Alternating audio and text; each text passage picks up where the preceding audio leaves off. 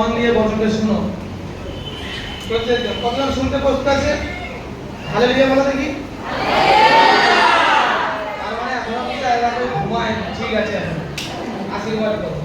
দেখো বাক্য শুনো। বচন বলছে কি, তোমরা আমার বিশ্রাম বা সকল পালন করি ও আমার ধর্মধামের সমাদর করি।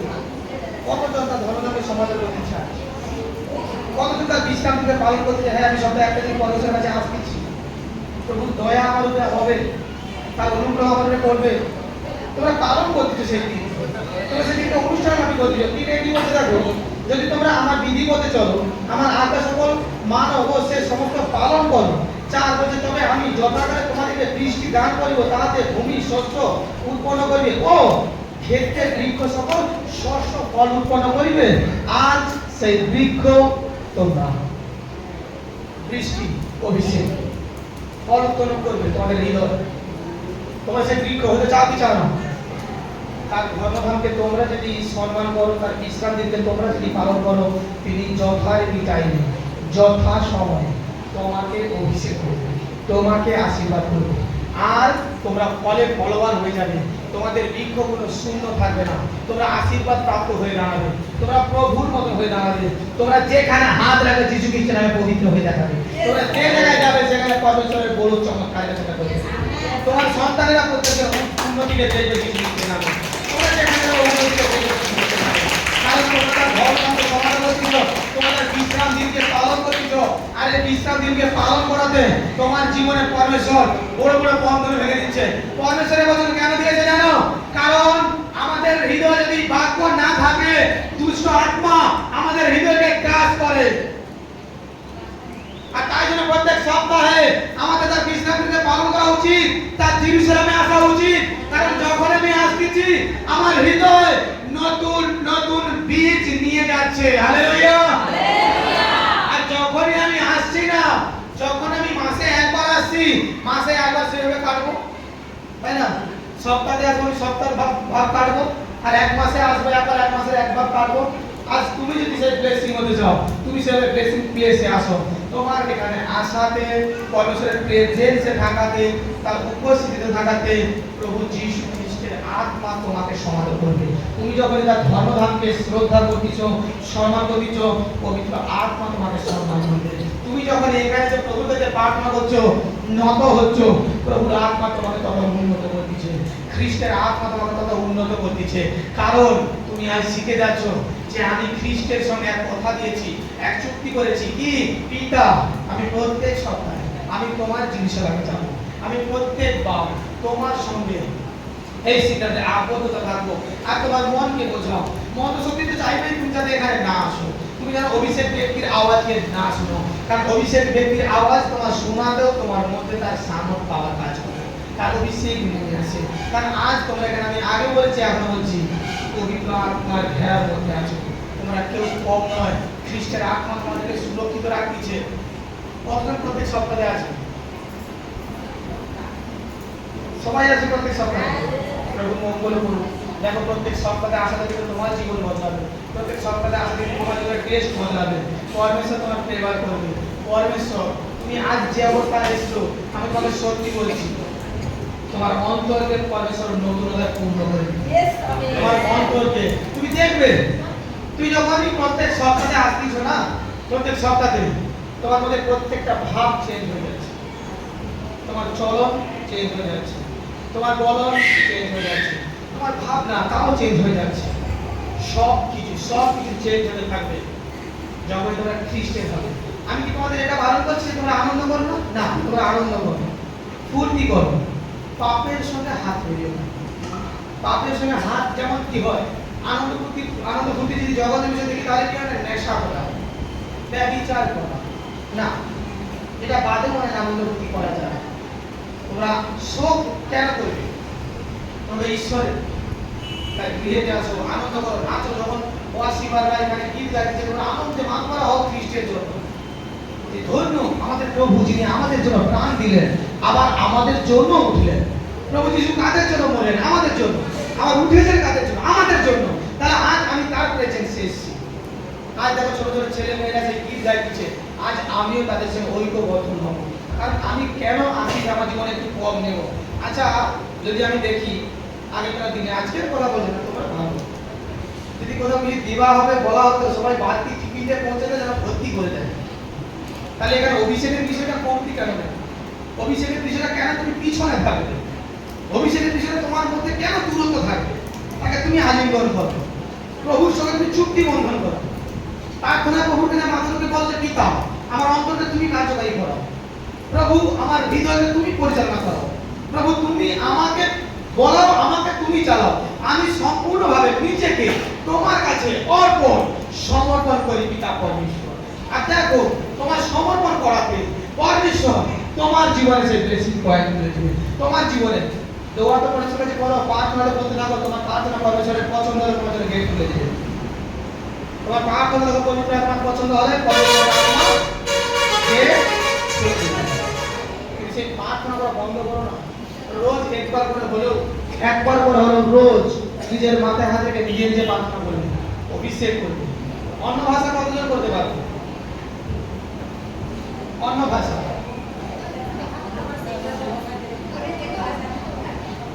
লিখে মুখস্থ করার অন্য ভাষা নয়, ওভার দেওয়া গিফট। আমি এখানে প্রকাশ্যে বলছি, এমন মন্ডলীর জন্য যেখানে কাগজে করে লিখে অন্য ভাষা মুখস্থ করা, সেটা কোনো অন্য ভাষা নয়।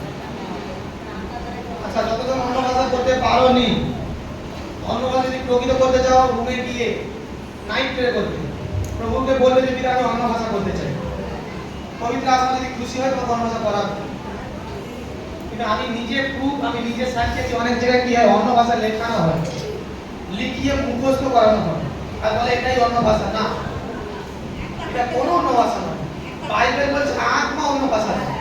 আত্মা দ্বারা সেটা কেউ দুটো পায়, কেউ তিনটে পায়।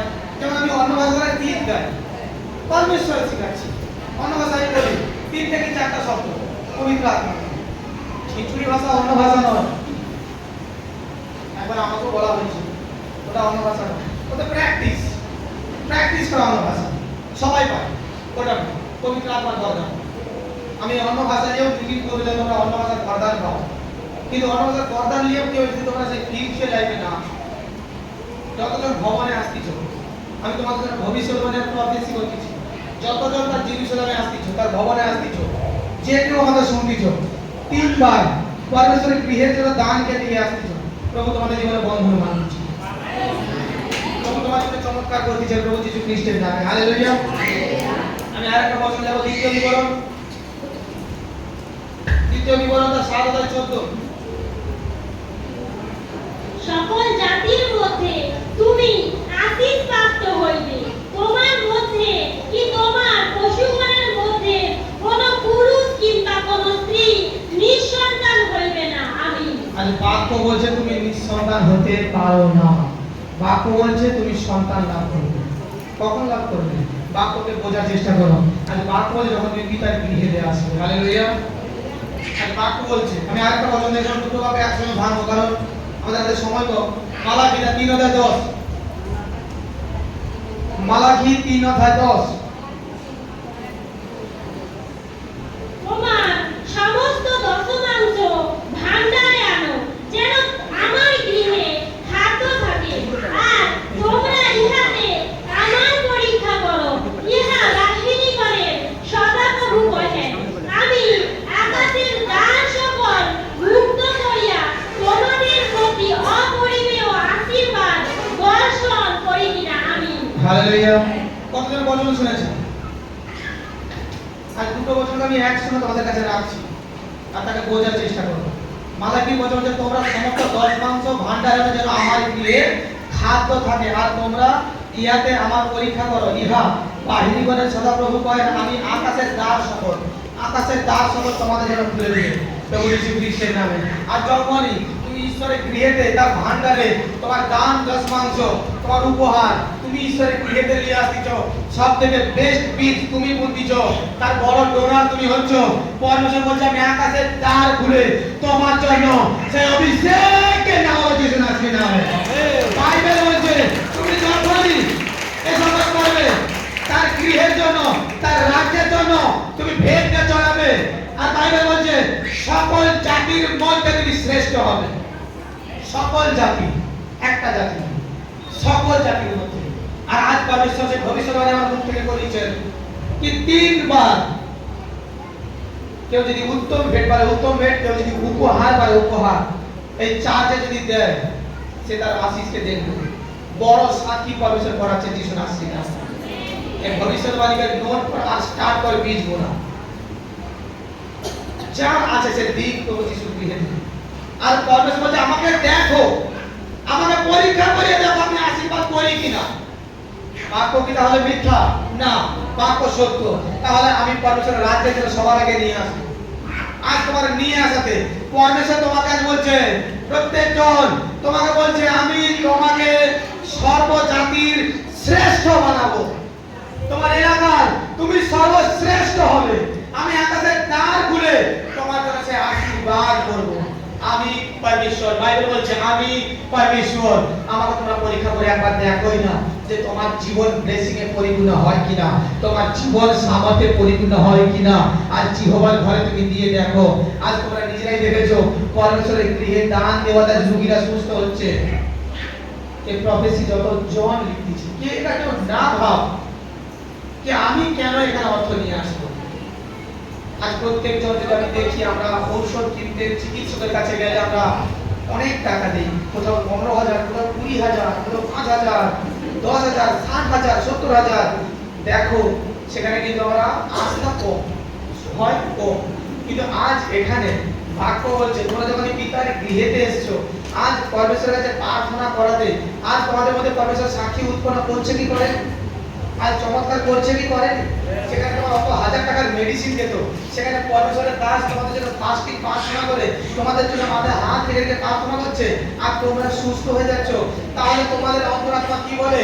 আরে যেখানে আমি 50,000 টাকা দিয়ে সুস্থ হতে পারিনি, আমি পরমেশ্বরের দিতে 5,000 টাকা দিতে পারি। হ্যাঁ কি বলে না? এটা প্রত্যেকজন মাথায় রাখো। অনেকজনের জীবনে সাক্ষী হওয়ার পরও প্রবলেমস আছে, তারা এটা জানে না। বাইবেল বলছে তোমার নৈতিক চলো সাক্ষী হওয়ার সঙ্গে সঙ্গে তুমি তার রাজ্যের জন্য নিয়ে আসো। আর দেখো তুমি দিয়েই দেখো পরমেশ্বর তোমাকে কি ব্লেসিং করে। আমরা অন্যান্য প্রত্যেকটা জায়গায় দেওয়ার জন্য ভাবি না, ঈশ্বরের রাজ্যে দেওয়ার জন্য ভাবি যে ঈশ্বর আমাকে এত কিছু দিক থেকে ব্লেসিং করছে, যে ঈশ্বর আমার জীবনে চমৎকার করে দিয়েছে, যে ঈশ্বর আমার অভাব দূর করে দিয়েছে, যে ঈশ্বর আমাকে নতুন জীবন দিচ্ছেন। আমি কি তার গৃহে আমি দিতে পারি না? পারি কি পারি না? কতজন পারে? হাতকে উঠা কি হ্যাঁ আমি পারি, আমি নৈতিক আনতে পারি। আজ এই বাক্য তোমার জীবনে তোমরা পূরণ করো। আর দেখো প্রভু সকল আকাশের দ্বার খুলে তোমাকে আশীর্বাদ করেনি করেনি মিলিয়ে দেবে যীশু খ্রিস্টের নামে। আর আমার প্রফেসি তোমরা মিলাবে, কারণ পিতা আমার মুখ থেকে যা ভবিষ্যৎবাণী বলায় সেই ভবিষ্যৎবাণী পূর্ণ করা। তাই প্রত্যেকজন মনে রাখো। আর সব থেকে বড় ডোনার হয়ে যাও, সব থেকে বেস্ট বীজ তুমি পরমেশ্বরের গৃহেতে নিয়ে আসো। আর দেখো তোমার বীজ বুনার সাথে সাথে তোমার বীজ বুনার সাথে সাথে তোমার জীবনে মিরাকেল হওয়া স্টার্ট হয়ে যাবে।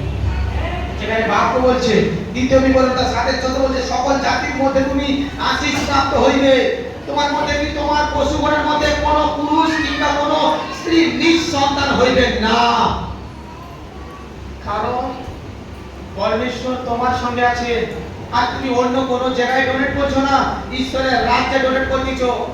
তোমার বীজ বুনাতে, তোমার সেই ডোনেট করাতে ঈশ্বরের আত্মা তোমাকে দেখছেন যে আমার সন্তান আমার রাজ্যের জন্য চিন্তা করছেন। আর যে কেউ তার রাজ্যের জন্য চিন্তা করে সদাপ্রভুর আত্মা সবার আগে তার জীবনে ব্লেসিং খুলে দেয় যিশু মসির নামে। আমেন। কতজন সেই বড় ডোনার হতে চায়? কি আমি ডোনার হতে চাই? হাতকে উঠা। পরমেশ্বর রাজ্যের জন্য হাতকে উঠা। আমি ডোনার হতে চাই কিন্তু আমার কাছে অর্থ নেই। ডোনার হতে চাই কিন্তু অর্থ নেই। আমি কি করে অর্থ করব? প্রভুর কাছে প্রার্থনা করব। পরমেশ্বর তোকে চমৎকার দেখাবে। তুই ইচ্ছা কর, তোর কাছে উপায় আছে। ইচ্ছা কর যে হ্যাঁ আমি দিতে চাই, পরমেশ্বর তোকে রাস্তা দেখিয়ে দেবে। পরমেশ্বরের গৃহেতে যদি কেউ 100 টাকা গুনে, পরমেশ্বর তাকে 1000 টাকার সঙ্গে বেশি করে। যে কেউ ঈশ্বরের সঙ্গে আসে। একাধিক ব্যক্তি এই উত্তম ভেট যারা দিচ্ছে আর যারা পরমেশ্বরের রাজ্যের জন্য উপহার নিয়ে আসছে, দেখবে সাক্ষীর লাইন লাগবে এখানে যিশু মসিহ নামে। যত দিনের প্রবলেম থাকুক, যত দিনের সমস্যা থাকুক, প্রভু যিশু খ্রিস্টের নামে পরমেশ্বর তাকে সাক্ষী করে দাঁড় করাবে। একবার বিশ্বাস কর আমার পরমেশ্বরকে, আর দেখ আমার পরমেশ্বর তোর জীবনে কিভাবে বদলে দেবে। বিশ্বাস হচ্ছে হ্যাঁ কিংবা না? জোরে হালেলুয়া বলতে হবে। পিতার কাছে আজ মানত কর যে প্রভু এই যে পাখাটা তুমি আমাকে দয়া করো, আমার কাছে যা আছে আমি সেইটুকু দিয়ে তোমার রাজ্যে আসি। মানে আরামসে বেরিয়ে যাবে। কারণ বাইবেল বলছে একজন বৃদ্ধা, তার কাছে কোনো কিছু ছিল না, 2 সিকি টাকা ছিল, আর সে কি খাবে কি করবে সে চিন্তা করেনি। ওই জন্য সে কি বলে 2 সিকি টাকা পরমেশ্বরের দান বাক্সে ঢেলে দিয়েছে। হালেলুয়া। আর প্রভু কি বলছে, এর সব থাকতে বড় দান। কারণ তার মনে মনে চিন্তা হতে পারত যে 2 সিকি পয়সাটা আমি দিয়ে দেবে আহার করবো কি, সে বিধবা স্ত্রী কেউ নেই, সে চিন্তা করে। সে জানে আমি যে ঈশ্বরকে দান দিচ্ছি সেই ঈশ্বর আমার জন্য আরেকটা সাহায্যের হাত বাড়িয়ে দিচ্ছে। সে জানে আমি যে ঈশ্বরের জন্য 1 পা বাড়াচ্ছি, ঈশ্বর আমার জন্য 10 পা বাড়িয়ে দিচ্ছে। আর পরমেশ্বরের ধন্য এরা যারা পরমেশ্বরের প্রতি অত্যন্ত বিশ্বাসী, নামধারী বিশ্বাসী কেউ না হই, মুখে হালেলুয়া বলা, জয় যিশু বলা, পরমেশ্বরের যে প্রার্থনা আমরা বিশ্বাসী অনেকজন দেখাই, দানে কেউ আমরা সেরকম হই না। বাইবেল বলছে দান করো, তোমার জীবনে বন্ধন ভাঙবে, মুক্ত হস্তে দান করো। কি বলছে? মুক্ত হস্তে দান করো, তোমার জীবনে আশীষ আসবে। আর মন্দ স্পিরিট চাইলে তুমি যেন না দান করো। মনে রাখো প্রত্যেকজন, তোমার দান দেওয়াটাও কিন্তু বড় চমৎকার আছে।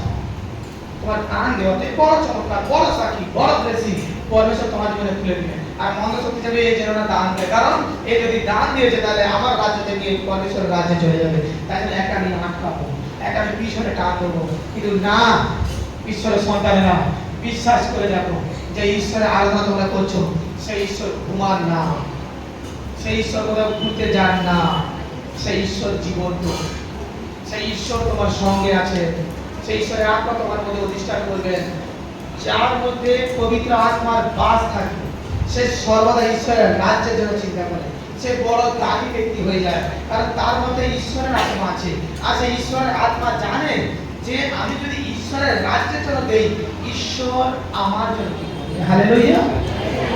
সে জানে যে আমি যদি ঈশ্বরের রাজ্যের জন্য বলি তাহলে ঈশ্বর আমার জন্য কি করতে পারে। পবিত্র আত্মা যার যার মধ্যে আছে সেই ব্যক্তি দানি হয়ে যায়। তাই পরমেশ্বর অনেক সময় দেখো, আজ আমি তোমাদের সত্যি সত্যি বলছি, আমরা যখন বাজার করতে গেলাম সেখানে যখন বেছে বেছে নিয়ে আসি, পরমেশ্বর অনেক সময় দেখে আমরা কতটা পরমেশ্বরের দিকে আহ্লাদিত বা হৃদয় থেকে, এমনি নয় হৃদয় থেকে পরমেশ্বরকে বিশ্বাস করি, আর আমাদের বিশ্বাসটা প্রতিপালন করি, বা যাতে বিশ্বাসটা ফলবান হয়। এটা পরমেশ্বর দেখে যে ওই ব্যক্তি কতটা দানি। যে সময় তুমি দান দিবার মনস্থ করবে তোমার মধ্যে কোনো একটা সমস্যা আসবে। যে সময় তুমি দান দিবে চেষ্টা করবে সেই সময় তোমাদের অভাব আসবে। যে সময় তুমি চেষ্টা করবে কি আমি দানের বাক্সে গিয়ে, আমি কাউন্টারে গিয়ে উত্তর ভেট দিয়ে আসবো, আমি উত্তর বীজ চড়াবো, আমার আয়ের 10% প্রবলেম। কারণ তুমি দিচ্ছ কি দিচ্ছ না, তোমার বিশ্বাস কতটা পরমেশ্বর তো জাজমেন্ট করে দেয়। আর এই বিশ্বাসে যে দৃঢ় হতে পারে তার কোনোদিন কোনোদিন ঘুরায় না। প্রভু যীশু খ্রিস্টের নামে সর্বমন আহ্লাদিত করে তোলে। এটা মনে রাখো প্রত্যেকজন, যে আমি যদি ঈশ্বরের গৃহের জন্য বীজ বুনি, ঈশ্বর আমার জন্য সদর দরজা খুলে দেবেন। বাইবেল বলছে তার মালাকির বচন দেখো 3:10 বচন বলছে যে আমাকে বিশ্বাস করে দেখো, আমার রাজ্যের জন্য বীজ বুনে দেখো, আমাকে পরীক্ষা করে দেখো, আমি মুক্ত হস্তে তোমাকে দান করব। যে হস্তে তুমি আমার গৃহের জন্য দিচ্ছ আমি তোমার সেই হস্তকে ভরিয়ে দেব। আজ তোমার দান করাতে তোমার পরিবারের সন্তানের জীবনে ব্লেসিং খুলে যাবে। আজ তোমার দান করাতে তোমার জীবনে বন্ধন ভেঙে যাবে। আমি তোমাদের সত্যি বলছি, এই ভবিষ্যৎবাণী তাদের জন্যই হচ্ছে যারা যারা প্রস্তুতি নিচ্ছে যে আমি পরপর 3 বার উত্তম বীজ দেব, আমি উপহার দেব। আর দেখো দেওয়ার সঙ্গে সঙ্গে তোমরা যখন উপহার দেবে, যখন তোমরা পরমেশ্বরের কাছে উত্তম বীজ দেবে, সেই মানবকে করে বীজকে দাও যে প্রভু আমার এই প্রবলেমস এটা তুমি জানো, আর সেখান থেকে তুমি আমাকে বের করো। আমি পরমেশ্বরের দাস তোমাদের সত্যি সত্যি কথা দিচ্ছি প্রভু যীশু খ্রিস্টের নামে, তোমার অর্থ ডোনেট করা ব্যয় হবে না। পরমেশ্বর তোমাকে উচ্চতে উঠাবে। তুমি এটা না ভাবো কি আমার কাছ থেকে কমে যাবে, না, আরো তোমার বাড়তে থাকবে, তোমার দান করাতে, তোমার দীর্ঘ আয়ু বাড়তে পারে। দেখো আব্রাহাম পর্যন্ত পরমেশ্বরের দান করেছিল। 10 মাংস কতজন জানে? 10 মাংস কাকে বলে? কে কে জানে? হাত তোলা, জোরে হাত তোলো, বড় করে যে আমি 10 মাংসের মানে জানি। যারা জানে তাদেরকে আমি বলে দিচ্ছি, আয় যে ইনকাম করছি না, সেই ইনকামের 10 ভাগের 1 ভাগ পরমেশ্বরের গৃহেতে দিতে হয়। দিলে কি হয়? আমার আয় বাড়ে, আমার ইনকাম বাড়ে। যে যে কাজ করছি আমি সেখান থেকে আমি 10 মাংস উঠাবো। হালেলুয়া। সেখান থেকে আমি 10 মাংস দিব, 100 টাকা আমি উঠাবো। আমি 1000 টাকা রোজগার করেছি, সেখান থেকে আমি 100 টাকা উঠাবো। সেটা 10 মাংস কোথাও। আর দেখো পরমেশ্বর তোমার জন্য বন্ধন করবে। সারা মাসের আমার ইনকামের 10 ভাগের 1 ভাগ আমি ঈশ্বরের রাজ্যে দিয়ে আসবো। আর দেখো তোমার দেওয়াতে তোমার ইনকাম বাড়ছে, তোমার স্বামীর ইনকাম বাড়ছে, তোমার ছেলের ইনকাম বাড়ছে।